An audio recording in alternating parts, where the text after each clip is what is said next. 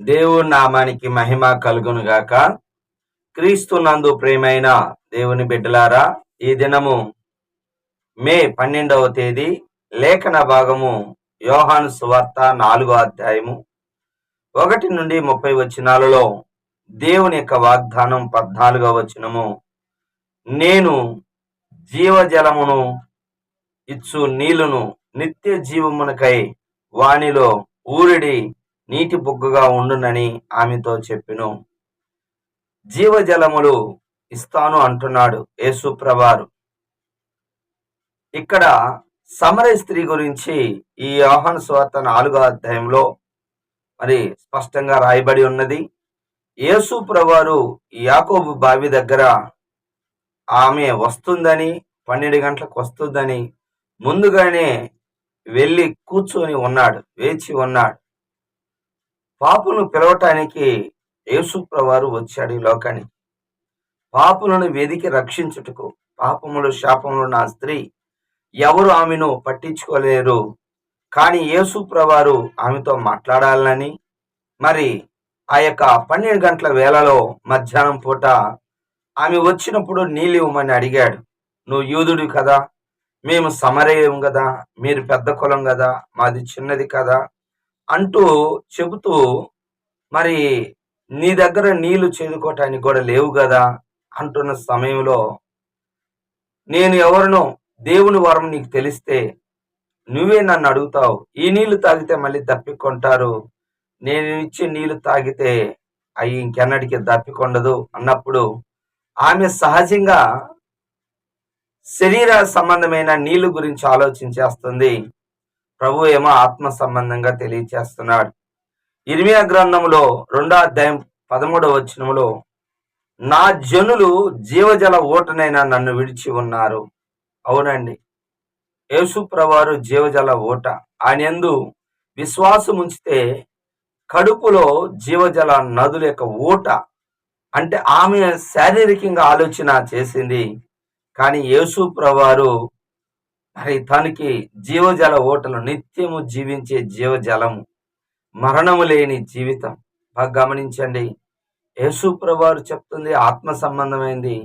ఈ స్త్రీ మాత్రము అర్థం కాలేదు. అంటే యేసు ప్రభుని స్వీకరించాలి అనేసి. అవునండి, ఈ దినము నువ్వు ఏ దప్పికతో ఉన్నా, మరి దప్పికొనిన వారులారా నా యొద్దకు రండి.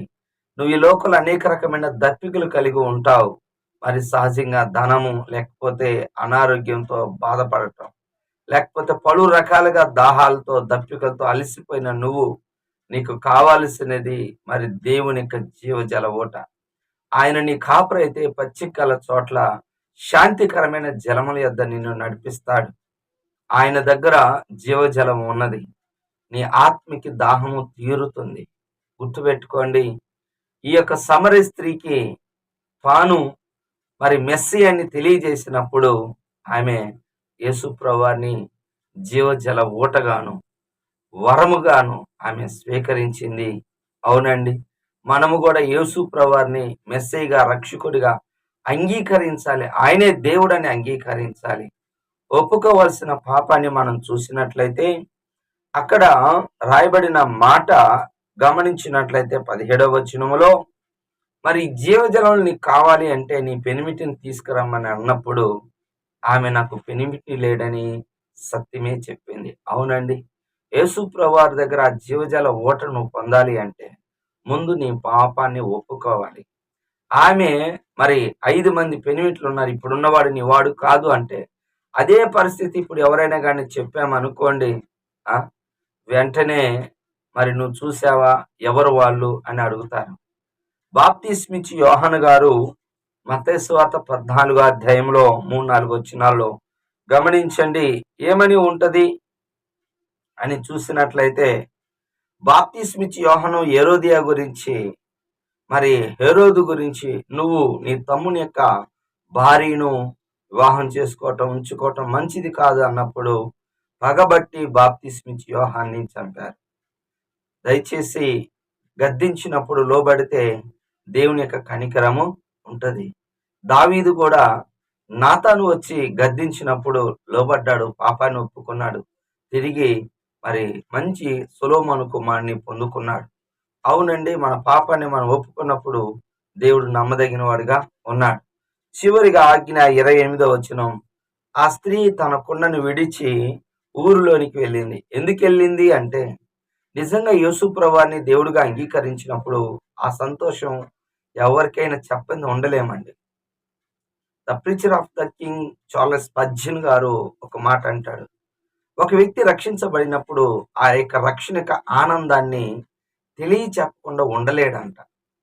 ఒకవేళ అతడు చెప్పలేకపోతున్నాడు అంటే తన యొక్క సంతోషాన్ని, మరి నీ హృదయంలో ఉన్న సంతోషం ముఖంలో కనపడుతున్నట్లుగా, నీలో ఏదైనా ఒక సంతోషకరమైన వార్త విన్నప్పుడు నువ్వు ఎంత ఫీల్ అవుతావు? దేవుడు నీలోకి వచ్చినప్పుడు నువ్వు ఆనందాన్ని పట్టుకోలేవండి. ఆనందంతో నువ్వు ఉంటావు. అది పక్క వారికి నువ్వు చెప్తావు. మరి చెప్పలేదు అంటే నీ యొక్క రక్షణలో అనుమానం ఏదో ఉన్నట్టుగా అనిపిస్తుంది.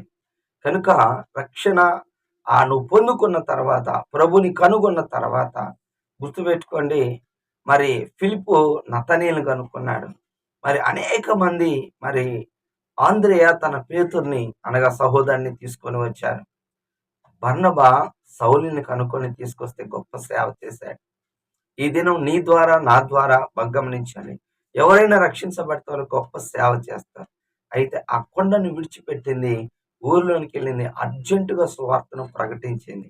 అవును, సువార్త అంటే యేసు ప్రభు జనన మరణ పునరుద్ధానముల గురించి తెలియజేయటమే సువార్త. ఆ సువార్త చెప్పాలన్నది దేవుడి చిత్తం.